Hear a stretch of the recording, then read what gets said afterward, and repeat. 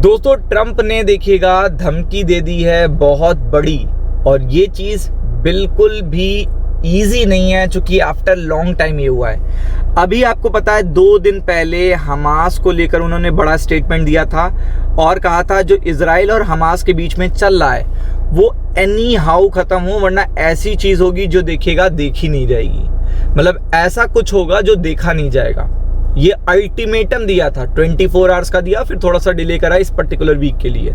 उस पर भी देखिएगा आउटकम आना है, और उसमें भी आधा हमास मानने को तैयार है और आधा हमास नहीं मानने को तैयार है, और बहुत ही डिफिकल्ट शर्तें रखी हैं। मतलब आप वो मानो चाहे ना मानो, आपके लिए यही एक लास्ट ऑप्शन है, ऐसा उन्होंने बताया है। और अब देखिएगा उन्होंने और थोड़ा सा बढ़कर हिंट दे दी है किसको, हमास कहाँ से देखिएगा आपको पता है किसका चाहिए है, ईरान का। और आपको पता है जो और बाकी जो ये ग्रुप्स हैं वो भी किसके चाहिए हैं, ईरान के। तो अब देखिएगा उन्होंने देखिएगा क्या बोल दिया है, Trump warn of new strike if Iran revives nuclear work. तो अगर देखिएगा इन्होंने क्या कहा है कि ईरान ने फिर से शुरू करा न्यूक्लियर एक्टिविटी, फिर से शुरू करी न्यूक्लियर देखिएगा जो वर्किंग है फिर से शुरू करी, तो अब देखिएगा फिर से स्ट्राइक आपको देखने को मिलेगी। तो आप देख सकते हैं ये बड़ा स्टेटमेंट है गल्फ नेशन के लिए। पहले तो पैलेस्टीन को, हमास को, गाजा को अल्टीमेटम दे दिया है कि ऐसा ही करोगे, यही होगा तो देखिएगा आपको आगे सुधार लाया जाएगा और जल्द से जल्द युद्ध खत्म करिए। और अगर आप ऐसा नहीं करते हो तो आपको पता ही है उन्होंने स्टेटमेंट दिए हैं। तो अब सबसे बड़ी बात क्या हो रही है कि यहाँ पे उन्होंने एक कदम आगे बढ़कर क्या कहा है, वॉर्न करा है। आप देख सकते हो वॉर्न करा है, ये सीधा वार्निंग आपको देखने को मिल रही होगी। US president Donald Trump warned Washington would bomb Iran again if it restart its nuclear program। अगर वो फिर से न्यूक्लियर प्रोग्राम स्टार्ट करते हैं तो आपको देखिएगा मैं स्ट्राइक करूंगा। तो आप समझ सकते हैं कि आप में से खुद बताइए जितने भी लोग हैं कि आपको लगता है कि ईरान अपने न्यूक्लियर प्रोग्राम को रोकेगा। तो आंसर है नो। तो आपको पता है कि ये चीज पूरी तरीके से इसलिए कही गई है कि यहाँ पे अब नेक्स्ट जो स्टेप है वो ईरान के लिए, पहला हमास, गाजा, और नेक्स्ट स्टेप बढ़ेगा ईरान के लिए। और then after that Gulf nations में देखिएगा आपको थोड़ा सा प्रॉब्लम देखने को मिलेगी।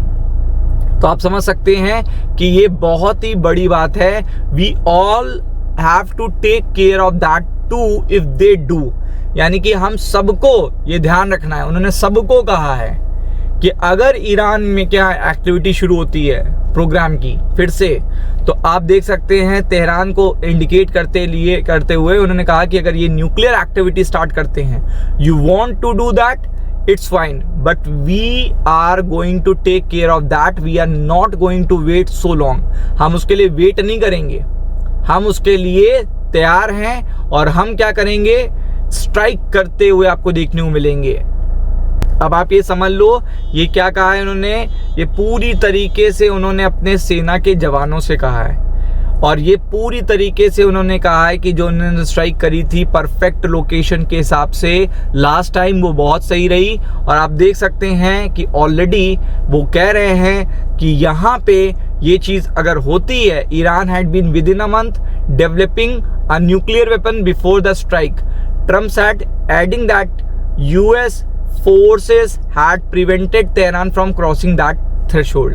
तो आप देख सकते हैं कि वो सीधा फोर्सेस से अपनी ये बात कह रहे हैं। वो कौन है, यूएस के प्रेसिडेंट हैं, और ऑलरेडी उन्होंने देखिएगा लास्ट टाइम स्ट्राइक करी थी। मतलब ये नहीं सोचिएगा कि उन्होंने पहले ये काम नहीं किया है, और वो टाइम लेंगे।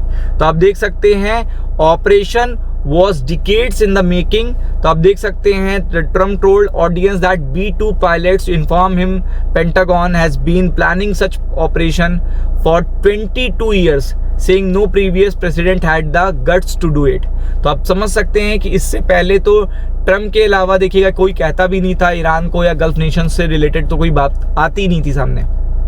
बट ट्रम्प देखिएगा पहले से भी ईरान को नहीं पसंद करते हैं, और अब आपको पता है वो तो सामने खुल के कह रहे हैं कि अब वार्निंग दे डाली है कि अगर आपने कोई भी किसी भी तरीके से अगर प्रोग्राम स्टार्ट किया यूरेनियम इनरिचमेंट का, तो ये चीज़ बिल्कुल भी अच्छी नहीं होगी, और पूरी तरीके से इसको रिजेक्ट कर दिया है।